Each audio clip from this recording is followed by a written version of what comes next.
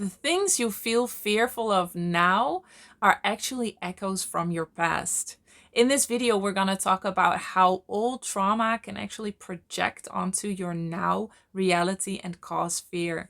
I am Pauline Timmer and I am an expert in healing the fearful avoidant attachment style. I've helped over 3,000 fearful avoidants heal in the past 7 years after healing this completely myself. And I'm so happy you are here because this overwhelming sense of fear that you have, that a lot of fearful avoidants have, can actually have roots in your childhood. And when you don't know how that works, you're looking in the wrong direction, and it makes it very hard to heal this. So to understand how this works, we need to understand the fear brain, what it is and how it works. And the fear brain is something that I started calling that part of my brain that was constantly trying to protect me. There was a time when I was just in the crash state of the fearful avoidant attachment style, living in fear 24/7. And I remember that at some point I started thinking, but how are these thoughts serving me? How is this fear serving me? I kind of assumed that I was working really hard at healing, at progressing, at growing to become happy. And then I started asking myself the question, but how do these thoughts serve me? And I realized that none of the thoughts I had actually were moving me toward becoming happy. They were just focused on protecting me. And then I realized that there was a part of my brain that was just completely uninterested in me being happy. It just wanted me to be safe. And that's what I started calling the fear brain, because I realized that's not me. It's not the truth of who I am. These thoughts, these fears are not the truth of who I am. There's this part of my brain that is just very active, apparently, that is trying to protect me. And so I started calling that the fear brain. And when the fear brain is activated, you are hyper vigilant. You feel fear. You scan your surroundings for danger. You're always trying to control external factors just to make sure that you are safe. And in fearful avoidance, that can actually lead to what I call a fear dominant brain. That means that your brain is pretty much hijacked by fear. And so you don't really have a rational choice to feel good or to do something different. Every thought, every feeling, every decision that you make is either influenced or hijacked by fear. And it is so important to know that that is possible and how that works, because it influences healing so much. It's pretty much one of the biggest factors in how you heal and how fast you heal and how easy it is to heal, how much resistance you have, how much relapses you have. So the fear brain is trying to protect you constantly, and therefore also trying to not let you heal, because it is trying to do something for you. It is serving you in a way. It is trying to serve you in a way. So when you have a fear dominant brain, when you're in the crash state of the fearful avoidant attachment style, you probably feel fear constantly, or at least when triggered, and you're probably triggered a lot. But the thing about the fear brain is it works in a very specific way, and it can't find the cause of your fear in the past.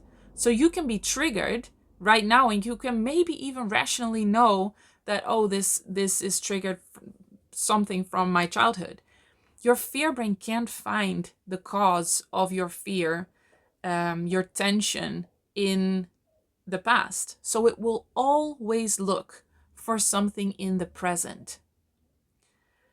And this is why it is so confusing, and why we spend so much time working on the wrong things, trying to heal the wrong things.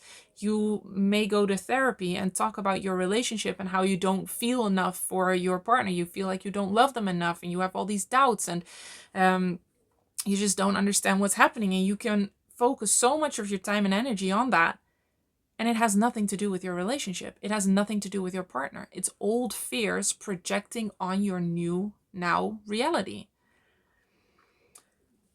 So imagine, just to make this concrete and give you a couple of concrete examples, imagine you always felt like you were doing something wrong growing up, like you could be caught. A lot of fearful avoidants have this fear because they've had the experience of a parent being really on their case, or um, a parent capable of becoming very angry when you were doing something that was wrong in their eyes. And so you have this feeling of always doing something wrong and feeling like you could be caught. When you're young, your parents feel big, right? It feels like they are above you. You're small, you're here, and then your parents are like, they're here. They're above you. They provide for you. They care for you. They pretty much decide your world. They decide where you go, where you don't go. And in a way, they decide whether you survive or not. And that sounds very dramatic, but it is dramatic. And it's very important to understand that, because that explains why this fear is so big. I'll get back to that. So your parents are your world. They're big. They're above you. You feel powerless in trying to influence them, in trying to change them, um, because that is hard to do when you're a kid, and you can't take care of yourself. You can't just go to the grocery store and get something to eat. You're completely dependent on them. So that's a very vulnerable state to be in, and therefore your parents feel so big and important to your survival. But when you're a grown up, your parents and other people are kind of equal. You're grown up now too. You can go to the grocery store. You can take care of yourself. But that fear that started when you were younger still feels so big. It still feels like it's bigger than you, that it's above you. So it used to be you were here and your parents were here. They were above you. It felt overwhelming when they caught you, or you felt like you were doing something wrong. That felt overwhelming because they were bigger. They were above you. Now you're a grown up, so you're kind of equal to them.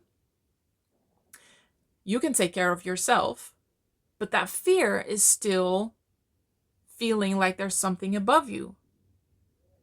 And your fear brain is just, it's in a way, it's very simple. It's not, it's very black and white, and it's kind of still in a toddler state in a way. So your fear brain can't think, oh, but this overwhelming fear that I'm feeling, that I'm doing something wrong and that I will be caught, is just something from the past, and that is not a problem anymore. All your fear brain does is, there's fear. I need to find the cause, and I need to protect. I need to make sure that nothing bad happens. So what could happen, for instance, and the fear can project in so many different ways, but it could be that you become really scared of the police or of the law. I've had a period of time where I had this, where when I would see a cop, I would get a slight panic attack, not a full-blown one, but I would just be like, I'm probably doing something wrong. I probably will be caught. And after being in my healing journey for a while, I was like, why is that? Why do I feel that way? Because that felt really scary, right? I mean, the cops can take you, they can put you into prison, there's trial, that it feels big. It feels like a very big thing. And I could lead it back to my dad being on my case a lot, and making me feel like I was doing a lot of things wrong. And I felt like I could be caught any moment, not really knowing what I was doing wrong. And that's not what my fear brain explained to me when I was feeling that fear. It was, oh, what if I get caught by the police? What if I'm doing something to break the law and I don't even know? That was a fear that I had. And that was a prime example of you having that fear of something above you, then you growing up to be an adult, but that fear still feels so overwhelming. So your fear brain projects that old fear onto something that now feels overwhelming and big. it's usually not just other people anymore. You're not as scared anymore of your dad getting angry because you did something wrong. You're a grown up now, so that feels more equal. But that fear is still there, and that fear still feels overwhelming and big. And so your fear brain just seeks something out in the world that kind of matches that overwhelming sense of fear. I hope you're still following me. So that is one example. I'm going to give you a couple more just to help you kind of see how this works, but it can work in so many different ways. This is not black and white. It's not, this works the same for everyone. Your fear brain is creative in a way. It just finds whatever feels overwhelming for you in the moment. So imagine that your parents weren't really attuned to your needs. They did their best, but somehow they just didn't catch your needs, or they didn't have the emotional capacity to really fulfill your needs. And so you always felt like you didn't get what you needed. Like there wasn't enough love, enough attention, but that for a child feels very scary because that connection is just so detrimental or so important to your survival that feels like you're not going to survive if you don't get your needs met, because your parents are the only ones that can really meet your needs when you're a kid. And so you take that fear of I'm not going to survive, and it feels really big and overwhelming. So what it could project on in your now reality is money scarcity, for instance. That happens a lot. Like there's not enough money. Will I make it this month? Will there be enough to eat, to provide in my um in my like in my survival? Can I eat? Can I provide for myself? If you have had the experience of your parents not being able to really fulfill your needs in a way that felt safe for you as a child, that could be a way that your fear brain projects that onto the now, that that money is not there to provide for you. And therefore you could be focused on money and just worrying about money constantly and trying to fix that and trying to maybe earn more, or do things to make sure that you do have enough. But the intriguing thing about beliefs, and I'm not saying I think this is fair or good, I've rebelled against this many times, but what happens is that when we're so used to this feeling of scarcity, of not having my needs met and will I survive, in a way to your fear brain, that feels more familiar than just allowing yourself then to have enough. Because as a child, you always feel like things are your fault and it must happen for a reason. It must happen because I've done something wrong or because I am wrong. And so it's a pretty big leap to just make more money and be able to provide for you in this example, when the fear projects onto money. Because that feeling is still there. And unless you release, you heal the feeling, it will either find something else to project on, but usually the problem is just pretty persistent, and you keep worrying about money and not having enough. And this could be anything, right? It could be relationships, it could be weight loss, it could be whatever your fear brain projects on. It just looks for something that feels as overwhelming and that kind of matches the fear that you had when you were a child. Another example. Imagine that your parents in your childhood were pretty much always on the verge of a breakup or a divorce. For a child, that feels overwhelming because that's your world falling apart. That's like your whole foundation, your base is just not stable. And so what that could project on into now reality is you worrying about the state of the world and the world falling apart, all the wars, all the everything that's going on. And it's not that that's not there, that's not true. But people who hadn't had this fear when they were younger, they look at it in a different way. So they might not focus on that too much, or they might focus on the world might be on fire, but I can find safe spaces inside of that.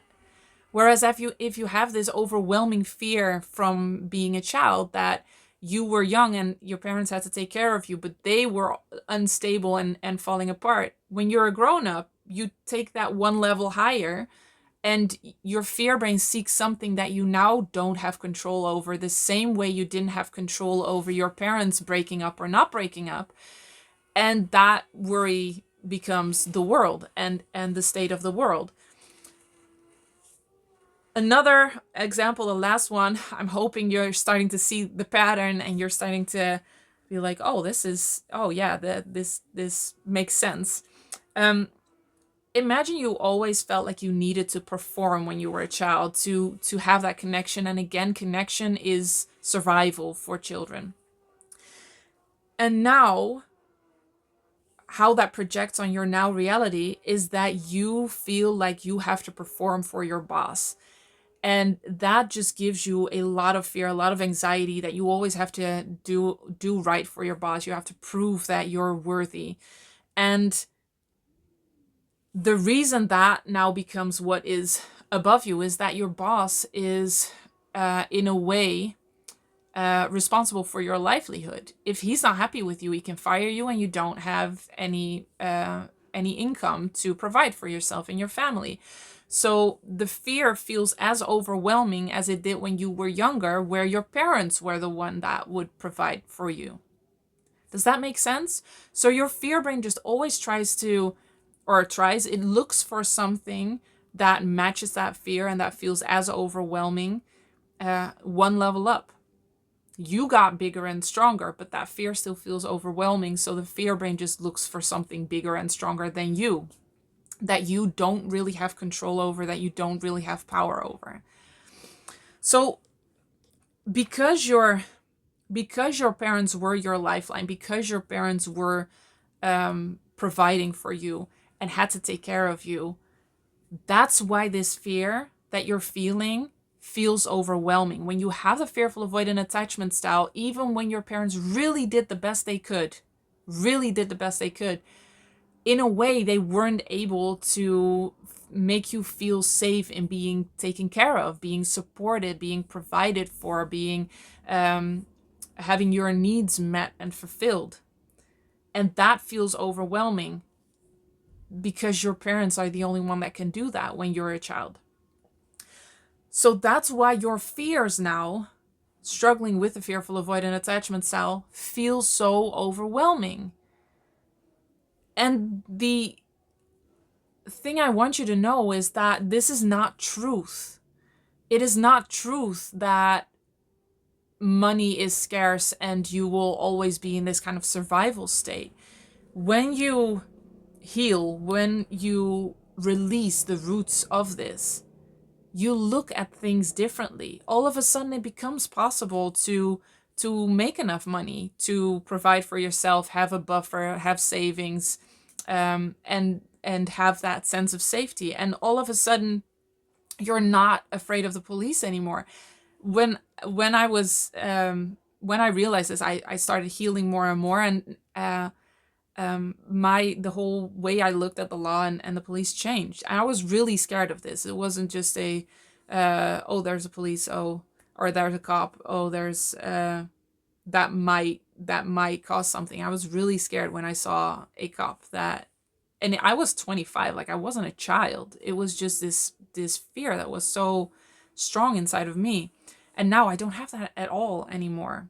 And I had the money scarcity thing. I don't have that at all anymore. So it's not truth. The overwhelming fear you're feeling now, whatever it is not truth. When you heal those roots that come from old trauma, those echoes, the fear will lessen, and you will feel much more powerful in this, because you are powerful. You are a grown-up now. You can pretty much change your whole life. You can create whatever you want or need to create to feel safe. And when that doesn't feel possible, when you feel overwhelmed, when you feel powerless, that just means that there are roots in childhood. That's not bad, that's not wrong. It's just information that you can use to heal. So you start then looking at things differently, and then you start having different possibilities. And a lot of times what I've noticed in myself and in all the people going through my program is that when you heal, it kind of happens all of a sudden without you really doing anything for it.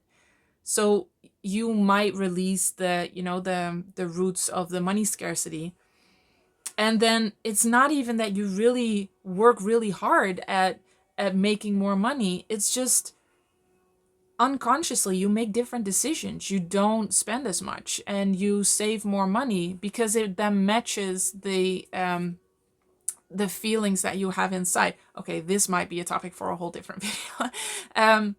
But I hope this was clear in how old fear can really project your onto your now reality, and how you can be focused on essentially the wrong thing, which just makes healing much more difficult and makes it much longer.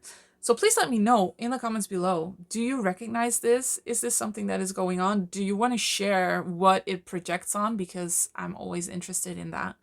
Um, as always, I am so happy you are here, and I will see you in the next one. Healed and Happy is a tailor-made online program where me and my team personally guide you through healing the roots of a fearful avoidant attachment style.